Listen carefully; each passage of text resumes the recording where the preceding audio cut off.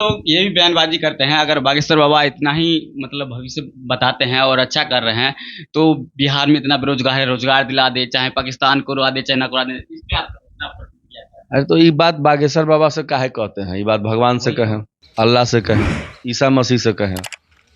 इतने लोग भारत में हैं जो सुबह शाम 5 टाइम जो है मस्जिद पर अजान दे करके हल्ला करके कह रहे हैं कि अल्लाह के अलावा कोई नहीं है। तो उनके पास जाकर बोले ना कि काहे के लिए कह रहे हो बिहार में बेरोजगारी बढ़ता जा रहा है। भोले बाबा से सवाल का है, धीरेन्द्र शास्त्री से सवाल का है हो। चर्च में जाकर के बोलो कि जाकर के अब जो हाँ इतना मोमबत्ती अगरबत्ती खर्चा कर दे रहे हो भाई, बिहार से बेरोजगारी हटवा दो जरा। ईसाई ईसाई मैकेनिज्म जो है, जो ईसाई मिशनरी जो काम कर रही है उसको जाकर बोले। जो ऐसे करके चावल छीट देता है, पानी पाइप पर जो है सो छीट देता है, अब बीमारी ठीक हो जाता है। मौलाना जो है थूक फेंक देते हैं पानी में, मौलवी साहब फूक दिए मजार पर, और मजार में कौन गराया हुआ है पता नहीं है, और वो मजार का पानी जो है ले जा करके लोग पिलाया, वो आदमी का बीमारी ठीक हो गया, भूत गया। वैसे लोग से काहे नहीं सवाल कर रहे हैं लोग? वैसे लोगों को बोले ना कि भाई बिहार में बाहर ला दें, बिहार में रोजगार ला दें, हैं पूरे बिहार हरा भरा हो जाए। काहे हिंदू धर्म के संत साधु संत पर टारगेट करते हैं? कारण कि लाज जूता नहीं लगता है इन लोगों को। हिंदू सहिष्णु है, हिंदू बर्दाश्त करता है, नहीं अपमान करना चाहता, अपना सम्मान और उसमें भी अपने ही लोगों को क्या बोलेगा, जो खुद हमारे ही समाज से हैं, हिंदू ही समाज से हैं, उनको क्या बोलेगा? लेकिन मजाल है लोग मुसलमान के बारे में या फिर क्रिश्चियनिटी के बारे में कुछ बोल सके। इनकी औकात नहीं है, इन्हें पता है कि बीच चौराहे पर सर कलम कर दिया जाएगा। स्वागत है। धन्यवाद आपका। बागेश्वर बाबा बिहार पधार रहे हैं, जैसा कि आप सबको पता होगा। इसी मुद्दे पे बहुत सारे लोग विरोध कर रहे हैं, जो कि वो लोग खुद उनका इतिहास बहुत ही मतलब आप समझ सकते हैं। तो इस मुद्दे पे आपका क्या अपना राय है? उन्हें दिक्कत इस बात से है कि हिंदू एकजुट हो रहा है। जी। उन्हें दिक्कत इस बात से है कि आज तक जो देश में हिंदू अपना धर्म परिवर्तन करके मुसलमान बन रहे थे, जी। हिंदू अपना धर्म परिवर्तन करके ईसाई बन रहे थे, मतलब यहाँ इस्लामिक षड्यंत्र भी खूब फल फूल रहा था, और ईसाई मिशनरीज भी अपना खुलकर काम कर रही थी। और ईसाई स्कूल को सरकारी ज़मीन दिया गया है। समस्तीपुर में भी रेलवे के ज़मीन में चर्च है, दो रेलवे के ज़मीन में ही स्कूल चलता है, विद्यालय चलता है। तो इस तरीके से पूरे देश भर में जो षड्यंत्र, जो खड़यंत्र राजनेताओं के द्वारा किया गया, जिसका सीधा सीधा असर हिंदू आबादी पर पड़ा।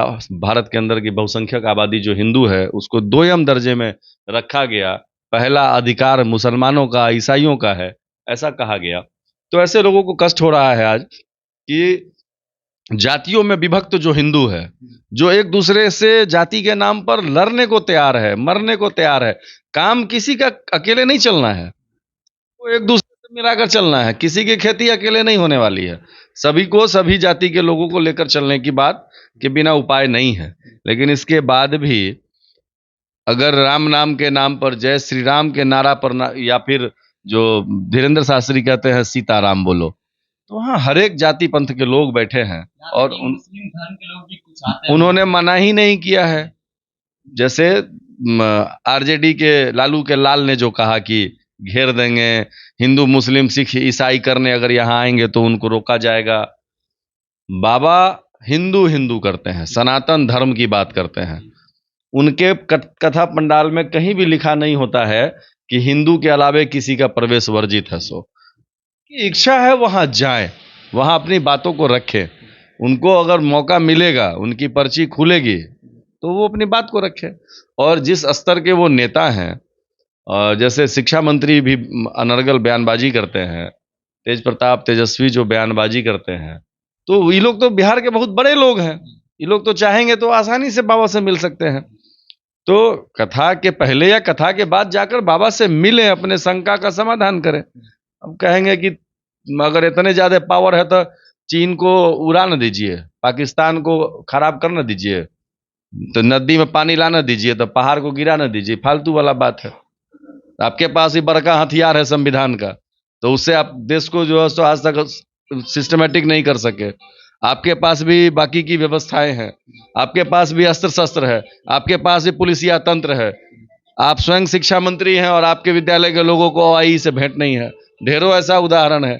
लेकिन हम कोई भी चीज को प्रॉपर वे में और पूर्ण रूपेण बढ़िया नहीं बना सकते हैं अपने निजी जीवन में या राजनीतिक जीवन में। तो आप धीरेन्द्र शास्त्री से ही हर एक बात में एकदम उम्मीद रखेंगे कि वो हर चीज अच्छा ही बोले, अच्छा ही करे, अच्छा ही। गलतियां उनसे भी कुछ होती होंगी, लेकिन मुझे लगता है कि सच्चा इंसान है, जो बजरंगबली का भक्त है, श्री राम जी का भक्त है, और हिंदुओं में चेतना जगाने के लिए, राष्ट्र के प्रति जागृत करने के लिए, धर्म के प्रति जागृत करने के लिए वो जो कर रहे हैं उसको कोई रोक नहीं पाएगा। अच्छा, मतलब बाबा जी किसी राजनीतिक पार्टी से नहीं है, फिर भी उनको मतलब कुछ लोगों को क्यों दिक्कत हो रहा है उनको आने से? भाजपा के लोग, आरजेडी के लोग या बाकी लोग, सबका अपना एक आइडियोलॉजी है। तो आइडियोलॉजी में क्या होता है कि जब धर्म की बात अधिक होने लगती है ना, तो समाज के लोगों को लगता है कि भाजपा का समर्थन हो रहा है। राम की बात अगर कर रहे हैं तो भाजपा का समर्थन हो रहा है।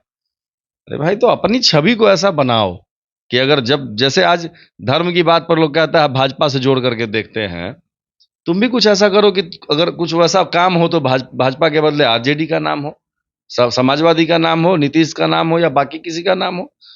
एक आइडियोलॉजी भाजपा ने अपनी बनाई कि वो धर्म और राष्ट्र के लिए काम करेगा। धार्मिक संरक्षण, हिंदुस्तान में जो धार्मिक और सांस्कृतिक संरक्षण है, वो भारत की परंपराओं का संरक्षण करना कहीं बुरा नहीं है।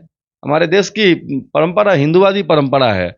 स्पिरिचुअल जो व्यवस्था है हमारे यहाँ की, वो हिंदुत्व को लेकर के है, सनातन को लेकर के है। तो उसको बचाने में अगर धीरेन्द्र शास्त्री अपना बात बोल रहे हैं तो कोई दिक्कत नहीं। और ये ऐसा पापी लंपट सब जो है माइक पर गाली देना दिक्कत वाली बात है, नहीं तो खुलेआम गाली देने का मन करे कि ऐसा शिक्षा मंत्री पापी जो अधमी व्यक्ति है, जिसको रामचरितमानस के दोहे का अंदाजा नहीं है, सैकड़ों साधु संत के माध्यम से जिस रामचरितमानस के दोहे को बार बार समझाया गया है, ये शिक्षा मंत्री होकर भटियारा इसको समझ में नहीं आता है। तो क्या बोलेगा पापी सब? ये लोग तो हगता होगा तो गार नहीं धोता होगा, इस तरह का व्यवस्था है ये लोग का।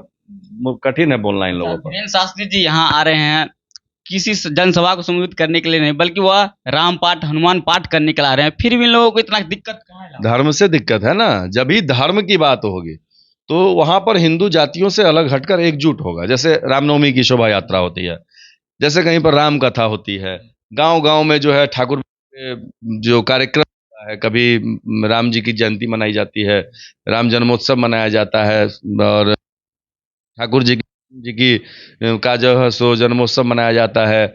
उसमें ढोलक बजाने वाले चमार जाति से होते हैं, तो कोई डोम जाति से होते हैं, कभी कोई ब्राह्मण भी, कभी कोई और भी। मतलब हमको लगता है कि जब हमने गांव देहात में जो मंडली को देखा है, उसमें लगभग हर जाति के लोग होते हैं जो सीताराम सीताराम या हरे कृष्णा राधे कृष्णा करते हैं, एक साथ बैठते हैं, एक चटाई पर बैठते हैं, एक साथ राम धुन गाते हैं। ईश्वर की कृपा उन सभी लोगों पर रहती है, सभी लोग साथ बैठते हैं, साथ प्रसाद पाते हैं। वही जब वहां उस धर्म स्थल से नीचे उतरते हैं तो बभना ही रे, अगड़ा ही रे, पिछड़ा ही रे, है तो ओकरा ऐसे बोल, ओकरा ऐसे बोल। तो इस तरह का राजनीति जो है ये नेता लोग करवाता है। तो धर्म से जो जुड़ा व्यक्ति होगा वो सम्मान देगा अच्छे लोगों को, अधर्मी व्यक्तियों को कभी सम्मान नहीं देगा। और जो अधर्मी होगा वो धार्मिक व्यक्तियों को कभी, राम का समर्थक इसलिए उस समय भी रावण जो था, जो राम का विरोध किया, उनकी बुद्धिमानी के कारण उन्होंने अपने मोक्ष की प्राप्ति के लिए राम से युद्ध किया, अपने परिवार को तार दिया उन्होंने। लेकिन आज का रावण जो है उसे शास्त्र का ज्ञान ही नहीं है। ये रावण है, ये लोग मतलब चर्चे में बने रहने के हाँ, कुछ लोग बयान राक्षस हैं ये लोग, राक्षस। ये लोग हमेशा से समाज का दोहन किया है, समाज को तोड़ करके, एक दूसरे को लड़वा करके यहाँ पर विपरीत व्यवस्था को स्थापित किया है। भाजपा हिंदू मुसलमान की राजनीति अगर करती तो आप बताएं कि क्या मुस्लिम मोहल्ले में सड़क नहीं बन रहा है भाजपा शासित जगहों पे? भाजपा शासित जितने भी राज्य हैं या भाजपा के जहाँ सांसद हैं, वहाँ क्या मुस्लिम बस्तियों में लाइट नहीं लगता है? वहाँ की बिजली काट दी गई है क्या? वहाँ के लोगों को राशन नहीं मिलता है क्या? फिर कैसे हिंदू मुस्लिम की राजनीति? विकास सर्वांगीण होता है। किसी भी पार्टी के माध्यम से अगर विकास होगा वो सर्वांगीण विकास होगा, विनाश होगा तो सर्वांगीण विनाश होगा।